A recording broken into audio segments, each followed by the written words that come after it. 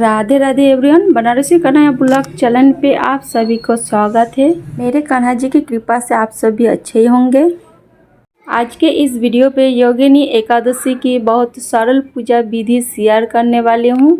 ये एकादशी आषाढ़ के कृष्ण पक्ष में जो एकादशी पढ़ते हैं इसे कहा जाता है योगिनी एकादशी। योगिनी एकादशी पे भगवान श्री कृष्ण की चतुर्भुजी रूप का पूजन किया जाता है। इस साल पे योगिनी एकादशी मतलब 2024 2 जुलाई को मनाई जाएगी। तो देखिए योगिनी एकादशी के दिन सुबह जल्दी उठे और स्नान आदि करने के बाद तो देखिए इस तरह से आप चौकी लगा लीजिए और चौकी के ऊपर आप पीले कलर का वस्त्र बिछा दीजिए। आप योगिनी एकादशी का पूजन आप मंदिर पे भी कर सकती हैं। साफ सुथरा कर लीजिए, उसके बाद आप पीले कलर का वस्त्र बिछा दीजिए या आप अलग जगह पे चौकी लगा के भी आप पूजन कर सकती हैं। तो पूजा में सबसे पहले हम दीपक प्रज्वलित करेंगे। तो देखिए तिल का आसन दे के हम धूप दीप प्रज्वलित कर लेंगे। तो देखिए हम घी का दीपक प्रज्वलित किए हैं। आप चाहे तो तिल का तेल का भी दीपक आप प्रज्वलित कर सकते हैं। तो सबसे पहले हम दीपक का पूजन कर लेंगे और दीपक हमेशा भगवान के दाहिने ओर प्रज्वलित किया जाता है। तो एकादशी पूजा में आप तिल का प्रयोग करें, चावल का प्रयोग बिल्कुल ना करें। रोजाना की तरह हम लड्डू गोपाल जी को सवेरे सवेरे जगा के उनका हम दूध का भोग लगा चुके हैं। इसके बाद हम स्नान कराएंगे।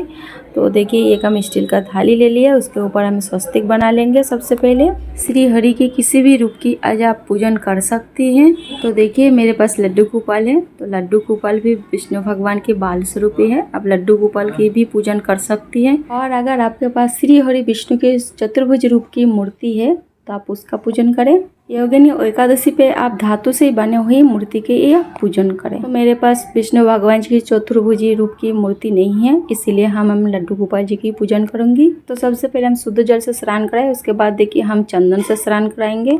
आप कच्चे दूध से भी स्नान करा सकती है, पंचामृत से भी स्नान करा सकती है। योगिनी एकादशी पे व्रती रखने से और विष्णु भगवान जी के पूजन करने से घर में सुख सौभाग्य समृद्धि की प्राप्ति होती है। जीवन में आ रही सभी परेशानी दूर हो जाती है। व्यक्ति को मृत्यु के बाद श्री हरि विष्णु के चरण पर स्थान प्राप्ति होते हैं। योगिनी एकादशी व्रती का पारण अगले दिन यानी द्वादशी तिथि पे किया जाता है। 3 जुलाई 5:28 से लेकर 7:10 के अंदर आपको पारण कर लेना है। तो देखिए मेरे लड्डू गोपाल जी का स्नान हो गया है और जो जल है स्नान किया हुआ इसको हम कोई गमले में डाल देंगे, यहाँ वहाँ नहीं फेंकेंगे। स्नान कराने के बाद हम लड्डू गोपाल जी को अच्छे से सॉफ्ट टॉवल से पोंछ लेंगे। इसके बाद हम इत्र मालिश करेंगे। एकादशी के दिन आप इत्र मालिश अवश्य करें। तो देखिए हथेली में हम थोड़ा सा इत्र लगा लिए। इसके बाद हम लड्डू गोपाल जी को हल्के हल्के हाथ से हम इत्र मालिश करेंगे। इसके बाद हम लड्डू गोपाल जी का सुंदर सा करेंगे श्रृंगार। देखिए हम लड्डू गोपाल जी पीले कलर का वस्त्र पहनाएंगे। अगर आपके पास पीले कलर का वस्त्र है तो आप जरूर पहनाएं, और अगर आपके पास पीले कलर का वस्त्र नहीं है तो कोई भी वस्त्र आप पहना सकती हैं। और योगिनी एकादशी के दिन हम ज़्यादा से ज़्यादा भगवान का नाम चिंतन करें, भगवान का नाम का जप करें और ज़्यादा से ज़्यादा भगवान पे आप मन लगाएं। एकादशी के दिन सुबह जल्दी जागकर श्री हरि विष्णु को पूजन करें। और अगर श्री हरि विष्णु का मूर्ति आपके पास नहीं है तो लड्डू गोपाल जी को पूजन करें। पूजन करके उनके चरणामृत पी के भगवान से कहना चाहिए, हे प्रभु ये चरणामृत ले करके आज इस एकादशी व्रती प्रारंभ कर रहे हैं, आज इस व्रत की रक्षा कीजिएगा। एकादशी के दिन आप भगवान का नाम कीर्तन कीजिएगा, ज्यादा से ज्यादा भगवान का नाम लीजिएगा। एकादशी के दिन समस्त पाप जाके अनाज में छुप जाते हैं, यानी चावल में छुप जाते हैं। एकादशी के दिन पापों के वास चावल में होता है, इसीलिए एकादशी दिन चावल नहीं खाना चाहिए, ना चावल का प्रयोग किया जाता है। और एकादशी के दिन झूठ नहीं बोलना चाहिए और ना किसी से छल कपट करना चाहिए। और देखिए हम गणेश जी का विराजमान कर लेंगे। और अगर आप मंदिर में पूजा करें तो गणेश जी को विराजमान करने की जरूरत नहीं। अलग जगह पे चौकी लगा के अगर आप एकादशी का पूजा कर रहे हैं तो आप गणेश जी को विराजमान जरूर करें। तो सबसे पहले हम गंगा जल का छींटे लगा देंगे। इसके बाद हम सभी भगवान को तिलक लगाएंगे। सबसे पहले गणेश जी को लगाएंगे, उसके बाद मेरे लड्डू गोपाल जी को लगाएंगे। एकादशी का कथा का भी पूजन आप जरूर करें। तो एकादशी कथा पे भी हम तिलक लगाएंगे। एकादशी पे जब भी आप व्रती या पूजन करें पीले चंदन का ही भगवान जी को तिलक जरूर लगाए। तिलक लगाने के बाद हम तिल समर्पित करेंगे। एकादशी की पूजा में तिल का विशेष महत्व होता है। गणेश जी को हम वस्त्र रूप में मोली समर्पित करेंगे। अगर आपके पास जनेऊ है तो जनेऊ भी आप समर्पित कर सकती हैं। गणेश जी को हम दूब समर्पित करेंगे, फूल समर्पित करेंगे। गणेश जी को फूल समर्पित करने के बाद हम गाय माता का भी पूजन कर लेंगे। इसके बाद हम लड्डू गोपाल जी को फूल समर्पित करेंगे। अगर आपके पास माला है तो माला भी आप समर्पित कर सकते हैं। एकादशी के दिन पीले रंग का बहुत ज्यादा महत्व होता है। अगर आपके पास पीले रंग का फूल है तो जरूर समर्पित करें, अगर नहीं है तो जो भी फूल है आप समर्पित कर सकते हैं। तो देखिए हम एकादशी का कथा का भी हम पूजन कर लेंगे। तो एक फूल में आप चंदन और तिल लगा के कथा का भी आप पूजन कर लीजिए। उसके बाद हम भोग समर्पित करेंगे। तो हम गणेश जी को अलग से भोग समर्पित करेंगे, क्योंकि गणेश जी को भोग में तुलसी पत्ता नहीं डाली जाती है। गणेश जी को भोग समर्पित करने के बाद हम लड्डू गोपाल जी को भोग समर्पित करेंगे। तो सबसे पहले जल समर्पित करेंगे। मौसम का अनुযায়ী जो भी फल आपको मिल जाए उस फल का आप भोग समर्पित कर सकती हैं।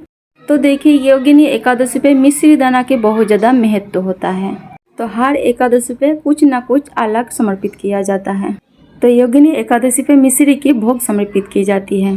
तो इस तरह से आप मिश्री का भोग जरूर समर्पित करें। और अगर आपके पास मीठा है तो मिठाई का भी भोग आप समर्पित कर सकती हैं। और जो भी भोग आप समर्पित करते हैं तो उसमें तुलसी पत्ता अवश्य डालें। तुलसी बिना मेरे लड्डू गोपाल जी विष्णु भगवान जी भोग स्वीकार नहीं करते। और जो योगिनी एकादशी का व्रत करते हैं तो उसमें आपको मिश्री जरूर खानी है। तो आपको मिश्री का भोग लगाना है, मिश्री का प्रसादी भी बांटना है और मिश्री भी आपको ग्रहण करनी है। और पूजा पे आप दक्षिणा अवश्य रखें, क्योंकि दक्षिणा हमें पूजा में रही कमी का पूरा करते हैं। इसके बाद हमें कथा सुननी है। तो कथा सुनने के लिए सीधे हाथ में तिल और एक फूल ले लीजिए। उसके बाद योगिनी एकादशी का कथा सुनेंगे। अब यूट्यूब चैनल पे भी आप सुन सकती है और खुद से भी आप पढ़ सकती है। तो देखिए कथा सुनने के बाद हाथ में जो तिल और फूल लिए थे हम विष्णु भगवान जी के चरण पे समर्पित कर देंगे।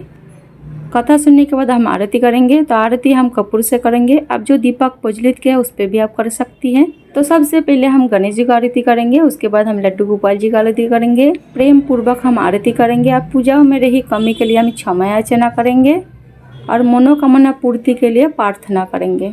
तो देखिए आरती करने के बाद तो थोड़ा सा जल ले लीजिए और यूँ आपको घुमाना है। इसको अर्घ देना भी बोला जाता है और आरती ठंडी करने भी बोला जाता है। विशेष रहता है तो इसको आप जरूर करनी है।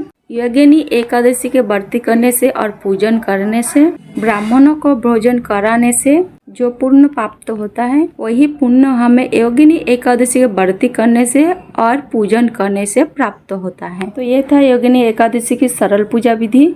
अगर आपको वीडियो अच्छा लगे तो वीडियो को लाइक जरूर करें और आप नए हैं तो चैनल को सब्सक्राइब करें। फिर से मिलेंगे अगले वीडियो पे। मेरे तरफ से आप सभी को राधे राधे, जय श्री कृष्ण।